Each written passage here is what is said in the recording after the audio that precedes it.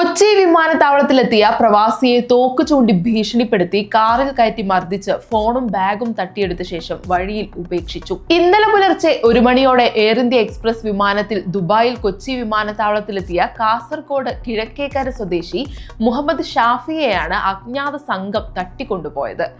എയർപോർട്ടിൽ എത്തിയ ശേഷം പ്രീപെയ്ഡ് ടാക്സി കൗണ്ടറിലേക്ക് നടക്കുമ്പോൾ പിന്നിൽ നിന്ന് 3 പേർ തോക്ക് ചൂണ്ടി ഭീഷണിപ്പെടുത്തി കാറിൽ കയറ്റുകയായിരുന്നു. കാറിൽ മറ്റു 3 പേർ കൂടി ഉണ്ടായിരുന്നതായി മുഹമ്മദ് ഷാഫി പറയുന്നു. ഇവർ 1 ലക്ഷം രൂപ വില വരുന്ന ഫോണും ഹാൻഡ് ബാഗും ചെക്ക് ഇൻ ബാഗും കവർന്നതായും ഷാഫി വ്യക്തമാക്കി. വിവിധ സ്ഥലങ്ങളിൽ കാറിൽ കറങ്ങിയ ശേഷം 2:30 ആലുവ പറവൂർ കവലയിൽ ഇറക്കിവിട്ടെന്നും ഉപദ്രവിച്ച കാര്യം പുറത്തു പറഞ്ഞാൽ കൊന്നുകളയുമെന്നും പ്രതികൾ ഭീഷണിപ്പെടുത്തിയതായും ഇയാൾ കൂട്ടിച്ചേർത്തു.